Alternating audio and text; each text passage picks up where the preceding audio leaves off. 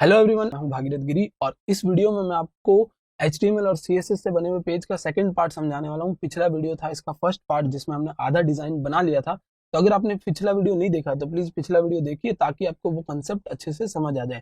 तो मैं आपको दिखाता हूँ, ये थी हमारी डिजाइन और डिजाइन में पहली रो, दूसरी रो और तीसरी रो, 3 रोज है। तो तीसरी रो मैंने बना दी थी, तीसरी रो के 2 डिविजन्स मैंने बना दिए थे, यानी ये वाला कॉलम 1 बना दिया था और कॉलम 2 बना दिया था। अब मुझे क्या करना है, कॉलम 1 के अंदर कुछ और रोज बनानी है, तो इसका मैं काम शुरू करने वाला हूँ। तो आप देख सकते हो इतना डिजाइन मेरे पास रेडी है। अब मैं क्या करूंगा, मैं यहाँ से चलता हूँ और आपके पास ये कॉलम 1 है, रो 3 का कॉलम 1। इसमें मुझे कुछ डिव्स चाहिए जिसमें मैं लिखूंगा होम, अबाउट, कॉन्टेक्ट अस, मतलब यही वाली सेम चीज चाहिए मुझे। अगर आपने पिछला वीडियो देखा है तो आपको पता है अच्छे से कि हमने ये वाली चीजें बनाई थी ताकि हम लोग क्या कर सकें, इसको होम, अबाउट, कॉन्टेक्ट अस, ये वाली चीजें यहाँ प्रोवाइड कर सकें, मतलब ये मेन्यू हम यहाँ प्रोवाइड कर सकें। तो आप देख सकते हो ये मेन्यू मेरे पास आ चुका है और कलर मैंने एक बार चेंज नहीं किया है, कलर वही दिख रहा है, बट हमको कुछ चेंजेस इसमें अभी करना है।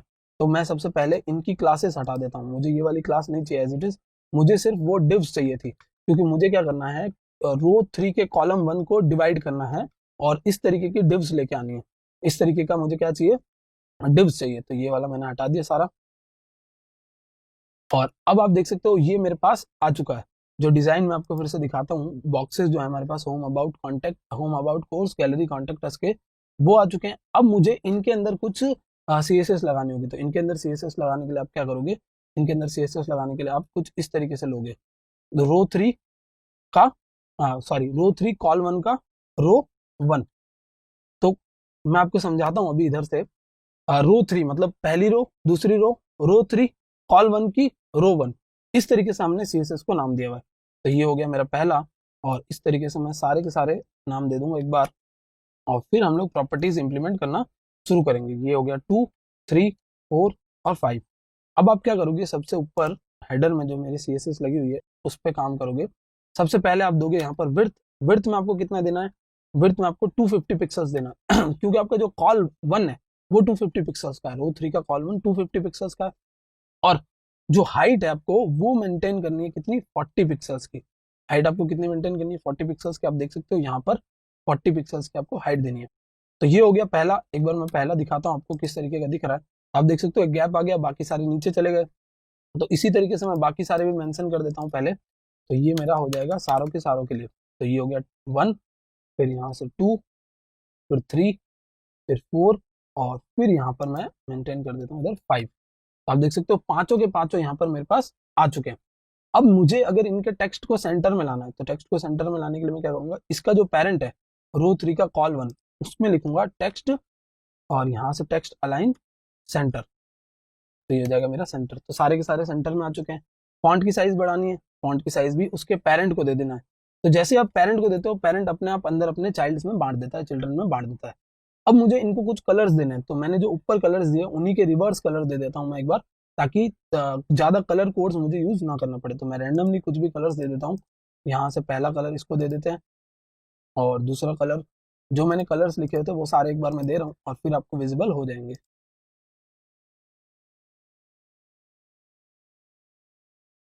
सो गाइज मैंने सभी को कलर दे दिया है और अब आप देख सकते हो सबके पास अपना अपना कुछ अलग अलग कलर्स आ चुके हैं। और यहाँ पर कलर कंफ्लिक्ट हो रहा है क्योंकि मैंने मे बी सेम कलर्स दे दिए होंगे, तो मैं कुछ ना कुछ कोड में थोड़ा सा चेंज कर लेता हूँ ताकि कलर का कुछ कोड आप छोटा मोटा चेंज करोगे तो ये चेंज हो जाता है और कुछ अलग कलर आपको दे देता है। आप देख सकते हो थोड़ा अलग कलर मुझे विजिबल हो रहे हैं। तो मुझे मेन ये समझना है कि डिव का कंसेप्ट काम कैसे करता है। तो यहाँ तक हो गया। अब मुझे क्या करना है, मुझे जो कॉलम 2 है यहाँ पर इमेज देनी है। तो आपको सिंपली क्या करना होगा, यहाँ से एक इमेज टैग लेनी होगी और एक इमेज टैग के अंदर मुझे यहाँ पर इमेज देनी है। तो मुझे सबसे पहले एक इमेज रखनी होगी। तो फोल्डर पे चलता हूँ मैं और एक सैम्पल इमेज कोई भी हम लोग ले लेते हैं। यहाँ से इसको कॉपी कर लिया मैंने और जो फोल्डर मेरा है उस फोल्डर में फर्स्ट पेज और यहाँ पर पेस्ट कर देता हूँ। तो आप देख सकते हो 1.jpg जस्ट इसके पास में पड़ी है। तो 1.jpg आप कहाँ से उठाओगे, 1.jpg आप यहाँ पर कर दोगे 1.jpg। तो ये क्या करेगा, 1.jpg को उठा लेगा। तो इधर करते हैं रिफ्रेश। आप देख सकते हो यहाँ पर इमेज आई है, बट अभी भी जो इमेज है वो ओवरलैप कर रही है, बाहर आ रही है। तो इस केस में आपको क्या करना पड़ेगा, इस केस में आपको यहाँ पर से विड्थ देनी होगी। विड्थ कितनी दोगे आप, जितनी रो 2 के कॉल 2 की विड्थ है, तो रो 3 के कॉल 2 की जितनी विड्थ है यानी 750 और 200। तो 750 पिक्सल्स दे देता हूँ पहले और फिर हाइट है मेरी 200। तो ये क्या करेगा, जितना उसका पेरेंट है उसके अकॉर्डिंग इमेज को यहाँ स्ट्रेच कर देगा। आप देख सकते हो इमेज आपके पास आ चुकी है। अब नेक्स्ट जो हमारा है वो ये वाला पोर्शन है, आवर क्लाइंट्स जहाँ लिखा हुआ है। आवर क्लाइंट्स लिखा हुआ पोर्शन कितने का है, 150 पिक्सल्स का, और पूरा का पूरा जो 1000 पिक्सल्स की आपकी विड्थ है। तो 150 पिक्सल और 1000 पिक्सल्स। तो इधर से चलते हैं और अब क्या बनेगा, रो 4 बनेगी। तो इधर चलता हूँ मैं और बनाता हूँ रो 4। तो डिव और इसमें आप क्लास दे दो रो 4। ये आपकी 4th रो बनने वाली है। डॉट लगाओ और एक क्लास मेंशन करो और ये हो गया रो 4। रो 4 को मैं कुछ बैकग्राउंड कलर नहीं दूंगा क्योंकि ये जो है वो अपने आप में एक कलर बन जाएगा। मैं रो जो नीचे वाली है उनको कलर दे दूंगा ताकि डिफ्रेंशिएट हो जाएगा, क्योंकि कलर ऑप्शंस हमारे पास थोड़े से लिमिटेड है। तो अभी हमारे पास यहाँ तक हो गया। अब मुझे क्या करना है, मुझे यहाँ लिखना है आवर क्लाइंट्स। तो मैं सीधा यहीं पर आवर क्लाइंट्स लिख दूंगा और अब आपको दिखेगा आवर क्लाइंट्स लिखा हुआ, बट फिलहाल इस डिव की कोई हाइट विड्थ नहीं है। तो हाइट विड्थ आपको देनी होगी, तो आप क्या करोगे, सिंपली यहाँ से विड्थ दे दोगे। विड्थ तो पूरी 1000 पिक्सल्स की है ही, और हाइट जो है वो आपकी 150 पिक्सल्स की है। मैं एक बार दिखाऊंगा आपको डिजाइन में, और आप देख सकते हो डिजाइन के अंदर 150 पिक्सल्स और पूरी पूरी 1000 पिक्सल्स। तो इसको करते हैं रिफ्रेश, और अब आपको यहाँ पर कुछ चेंजेस फिलहाल नहीं दिखेंगे, बट वो जगह रिजर्व हो चुकी है। एक बार मैं कलर भी लगा के दिखा देता हूँ आपको। तो बैकग्राउंड कलर ब्लू लगाता हूँ, तो आपको दिखेगा ये जगह रिजर्व हो चुकी है। और इसके अंदर मुझे क्या करना है, इसके अंदर मुझे यहाँ पर एक कलर कोड देना होगा ताकि मेरा जो टेक्स्ट है वो विजिबल हो जाए। तो व्हाइट दे देता हूँ कलर में, कलर का नाम दे दिया। फॉन्ट की साइज दे देते हैं हम, फॉन्ट की साइज 50 पिक्सल्स, ताकि बहुत बड़ा सा आपको दिखे। ये तो इतना बड़ा आपको विजिबल हो रहा है, 50 पिक्सल्स इज इनफ।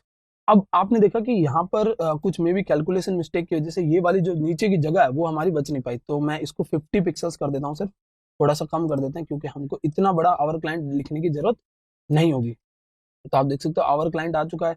इसको भी आप टेक्स्ट अलाइन सेंटर कर दो, तो टेक्स्ट अलाइन सेंटर हो जाएगा जी, और टेक्स्ट अलाइन सेंटर से एग्जैक्ट बीच में आपको विजिबल हो रहा है।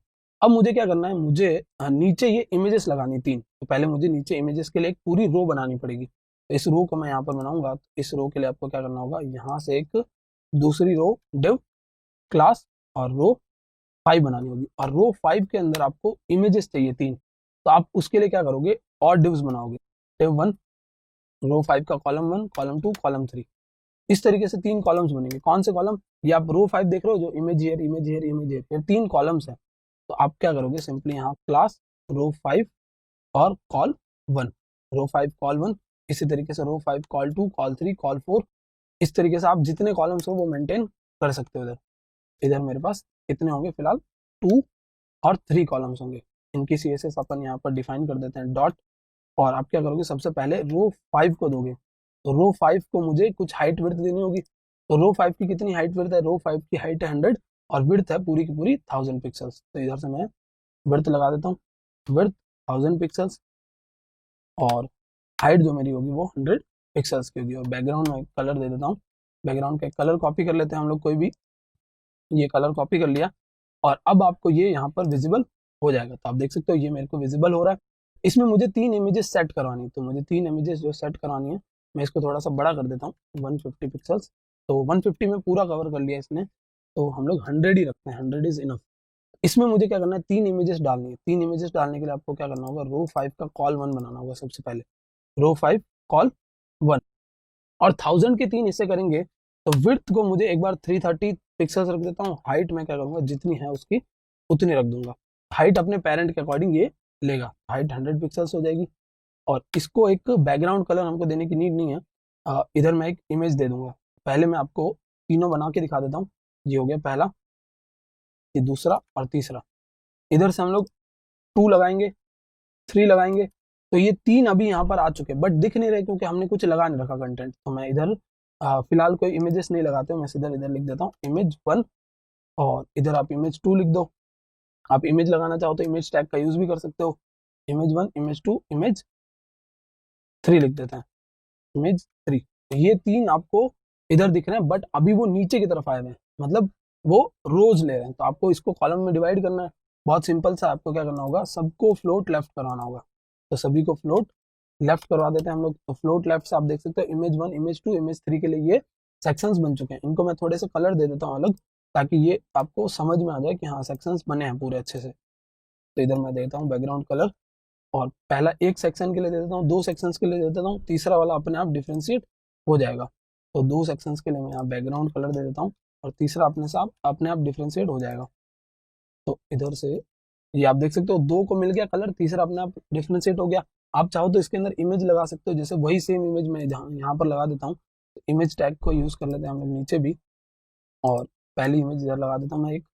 और आपको इस इमेज को अगर इसके पेरेंट के अकॉर्डिंग बनाना है तो 330 और 100, तो इसकी हाइट भी आपको चेंज करनी होगी। तो इस तरीके से आप इमेजेस और भी लगा सकते हो। अब सबसे लास्ट में हमारे पास जो है वो होम अबाउट कॉन्टेक्ट ये लिखवाना है फिर से। तो मैं क्या करूंगा, मैं एक और डिव बनाऊंगा सबसे पहले, और इस डिव को जो हम लोग क्लास देंगे रो 6, और इसके अंदर सिंपली मुझे कैसे लिखवाना है एक बार मैं आपको दिखा देता हूँ। सिंपली आपको इस तरीके से होम अबाउट कॉन्टेक्ट ये लिखवाना है, कुछ भी डिव्स नहीं चाहिए यहाँ पर। तो होम अबाउट, फिर कॉन्टैक्ट, फिर क्या आएगा मेरा होम अबाउट कॉन्टैक्ट, एक बार देख लेता हूँ। फिर गैलरी, यहाँ पर मेरा कोर्सेस है तो कोर्सेस, फिर गैलरी लगा देते हैं हम लोग, तो ये हो जाएगा मेरा गैलरी, और फिर कॉन्टैक्ट अस। तो अब आप देख सकते हो यहाँ पर आपको ये विजिबल होगा, बट मुझे इनको कुछ हाइट विड्थ भी देनी है। तो मैं क्या करने वाला हूँ, मैं रो 6 को एक क्लास देता हूँ ताकि इसकी भी कुछ हाइट विड्थ हो जाए। तो विड्थ क्या होगी यहाँ पर 1000 पिक्सल्स ही होने वाली है, और जो हाइट होगी वो होगी 50 पिक्सल्स की। तो हाइट हो जाएगी अपनी 50 पिक्सल्स की। तो अभी आपको डिफरेंस नहीं पता चलेगा, लेकिन जैसे मैं टेक्स्ट अलाइन सेंटर लगाऊंगा आपको पता चलेगा कि एकदम सेंटर में आ गया। टेक्स्ट अलाइन सेंटर लगाते ही आप देख सकते हो एकदम सेंटर में हमारा आ रहा है। इसकी थोड़ी सी फॉन्ट साइज इंक्रीज कर देते हैं, तो फॉन्ट साइज मैं इसकी कर देता हूँ 30 पिक्सल्स की, तो आपको ये इतना बड़ा विजिबल हो जाएगा। तो गाइज ये हमने पूरा एक डिजाइन जो हमने यूज किया था, हमने मतलब स्क्वायर्स का यूज करके, लाइंस का यूज करके बनाया था, उस डिजाइन को हमने HTML में कन्वर्ट कर दिया। आप देख सकते हो एज इट इज पूरा का पूरा डिजाइन बना है। आपको कैलकुलेशंस के साथ चलना होता है कि इतनी विड्थ यहाँ चली गई, इतनी विड्थ यहाँ चली गई। इनको जब मैंने अरेंज किया तभी मैंने 200 को 5 से डिवाइड किया तो 40 पिक्सल्स आए थे। इसको जब मैंने 2 हिस्सों में डिवाइड किया तो ये 250 पिक्सल्स का था, ये 750 पिक्सल्स का था। ये जो मेरी पूरी 1000 पिक्सल्स की थी विड्थ, उसको मैंने 250 या 200 में डिवाइड किया, ताकि 1000 डिवाइड बाई 5 200 होता है। इस तरीके से आपको कैलकुलेशंस करनी पड़ती है। डिव्स का आपको इमेजिन करना पड़ता है पहले कि एक डिव के अंदर, एक डिव से एक रो बनती है, उस डिव के अंदर कॉलम बनाना होता है तो 2 डिव्स और चाहिए, जितने कॉलम्स उतनी डिव्स चाहिए, जितने रोज उतनी और डिव्स चाहिए। तो ये सारा कंसेप्ट आपको अच्छे से क्लियर होना चाहिए ताकि आप एक डिजाइन को HTML में कन्वर्ट कर सकते हो। इमेज तो आप इजीली लगा ही सकते हो, बट एक डिजाइन को डिव से HTML में कन्वर्ट करना, उसके लिए आपको ये सारी चीजें अच्छे से आनी चाहिए। सो आई होप फ्रेंड्स आपको ये कंसेप्ट अच्छे से समझ में आ गया होगा। डिव की काउंटिंग कैसे करनी है, डिव का लॉजिक किस तरह काम करता है, किस तरीके से आप एक सिंपल पेज का डिजाइन बना सकते हो, ये चीजें समझ में आ गई होगी। और अगर आपने ये वीडियो अभी देखा था और पिछला वीडियो आपने नहीं देखा था तो आप पिछला वीडियो भी देख लीजिए, क्योंकि वीडियोस दोनों एक दूसरे से रिलेटेड है। That's it for this video. Thank you so much for watching.